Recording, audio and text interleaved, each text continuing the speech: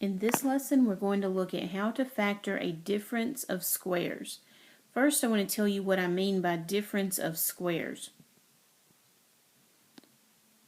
In a difference, you always have a minus sign. So in each of these problems, there'll be two terms with a minus between them. For example, here I have x squared minus 9. My first term is a square, my second term is a square, and there's a minus between them. Without this minus sign, I do not have a difference of squares because it takes a minus sign to make a difference. So what we have here is square minus square, and in other words, that is a difference of squares. So let's factor x squared minus 9. If we set down two sets of parentheses, first times first will be x squared. So first times first will be x times x. And I need it so that outer plus inner adds up to 0, but last times last makes minus 9.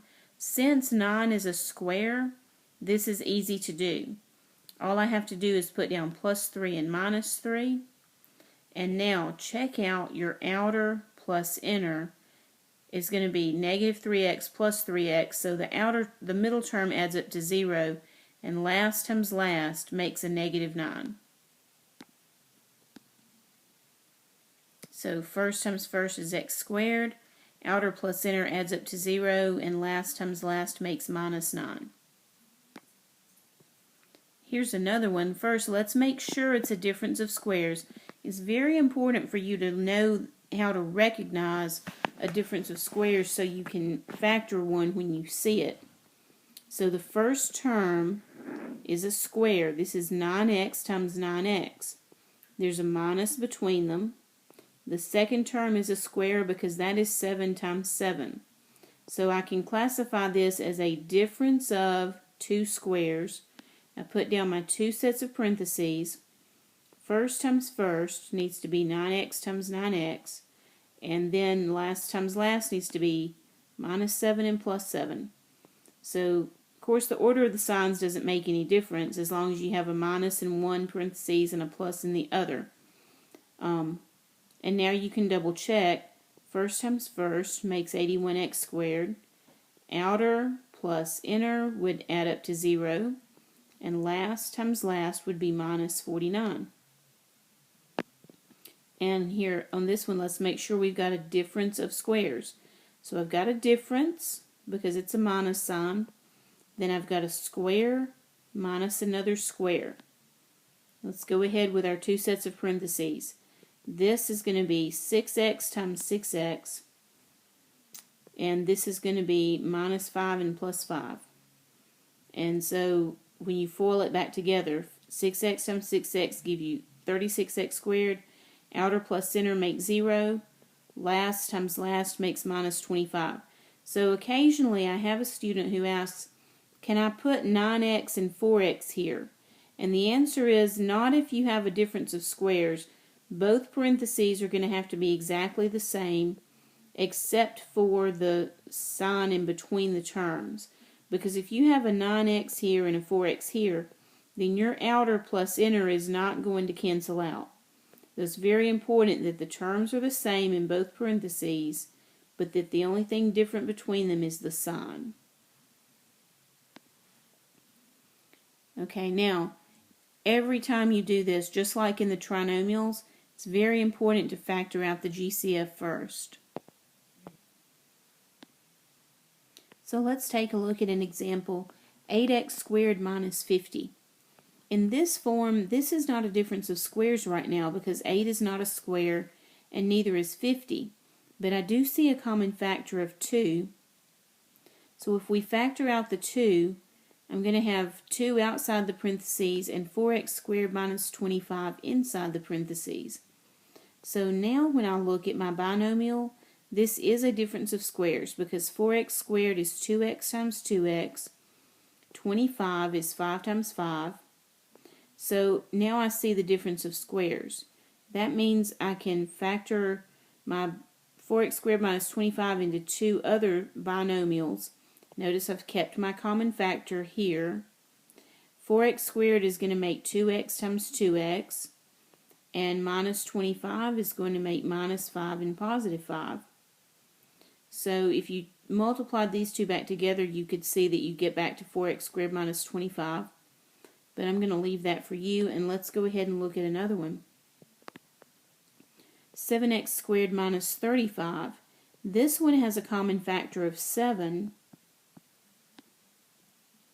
And so now, inside my parentheses, I'm going to have x squared minus 5. And this is as far as we can go with this one, because x squared minus 5 is not a difference of squares. 5 is not a square. So I think it's very important for students to learn how to recognize a difference of squares. Not every two-term problem is a difference of squares. So it needs to be a square minus another square, and we don't have that here, but we did have that here. So teach yourself to stop and look at your binomials and see if you've got square minus square. So in this example, x squared plus 36, I don't have square minus square, I've got square plus square. So in this case, I actually have a sum of squares. And a sum of squares cannot be factored. So this is going to be prime. But let's look at why. If you tried to factor this as x plus 6 times x plus 6, you could get first times first is x squared, and you could get last times last is 36. But if you really use the full method on this, you would get first, outer, inner, last. You'd get this middle term that won't cancel out because these are both the same sign. So this factoring is not going to work for this binomial.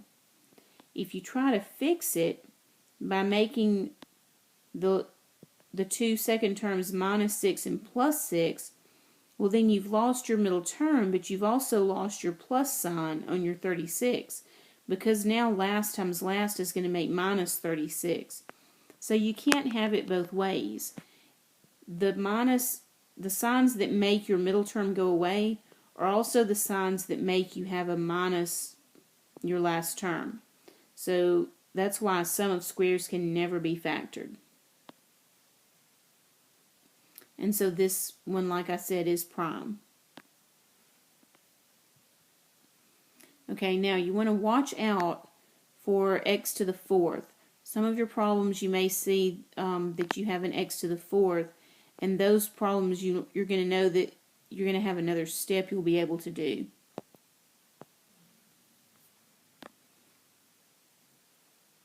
For example, let's look at 16x to the fourth minus 1.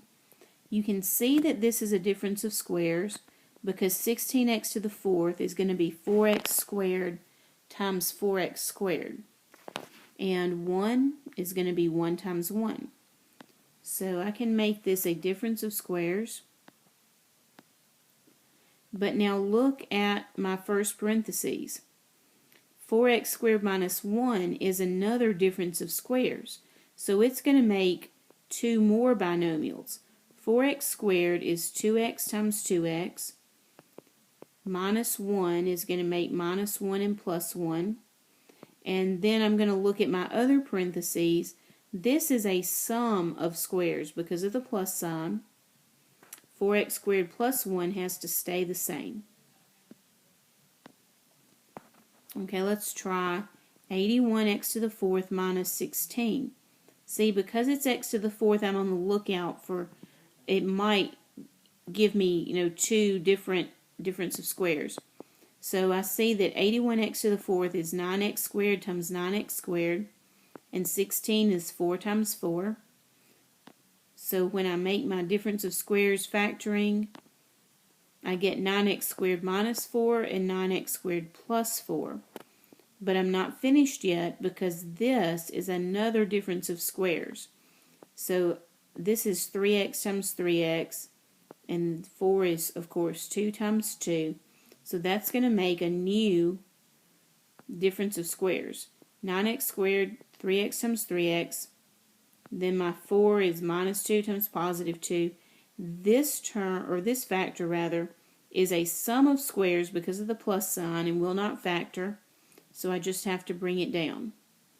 Now, I don't want you to take for granted that every time you see x to the fourth that it will make two difference of squares. So here's x to the fourth minus 25. So if I factor this into a difference of squares, I'm going to have x squared times x squared and minus 5 times positive 5. And this time notice that even though I have a difference here, it's not really a difference of squares because this is x squared minus 5, not x squared minus 25. So this won't factor again and this one's finished. But a lot of times when you have x to the fourth, you're going to get this, you're going to get one difference of squares and then a new difference of squares to factor again. So just be on the lookout. And here we've got several to go through together. And we'll just step through these one at a time. Okay, 81x squared minus 49. I see a square here and a square here, minus sign in between them. So that tells me that I can factor this into 9x times 9x. My signs are different. And 49 is 7 times 7. So this one's finished. On part B, I see a common factor of 3x because they both have an x. And inside the parentheses now I'll have x squared plus 9. I do have square and square, but I have a plus sign between them. So this is not really a difference of squares and cannot be broken down any further. So this one is also finished. Let's look at part C. I have a common factor of 3. So if I pull out the 3, that'll give me y squared minus 25 on the inside. This is a difference of squares, so I'm going to keep my 3 and factor this into y times y, minus 5 and plus 5. So now I have my common factor and my sum and difference of two terms here. Let's look at part D. I do have a common factor here. Both of these can be divided by 5. So that's going to give me in my parentheses 9x squared minus 4. And of course this is a difference of squares because this part is 3x times 3x. This part is 2 times 2. So now factor your difference of squares into 3x minus 2 and 3x plus 2. Next example, I can factor out a common factor of 5x. That will give us 4x squared minus 1 inside the parentheses. Let's see if we have a square minus a square, and we do. This is 2x times 2x, and 1 of course is 1 times 1. So I'm going to have 2x minus 1 and 2x plus 1, and of course don't forget your common factor outside. Now here's one where I've got x to the fourth, so I'm on the lookout. I might have to factor a second time. So I know that this is 9x squared times 9x squared, and 1 is 1 times 1. So I'm going to have 9x squared minus 1 and 9x squared plus 1. And I'll look at my parentheses. I do have another difference of squares here. This is going to be 3x times 3x and 1 times 1. So I'm going to have 3x minus 1 and 3x plus 1. And of course my sum of squares I brought down because sum of squares cannot be factored. And with a little practice, you'll be doing these in no time.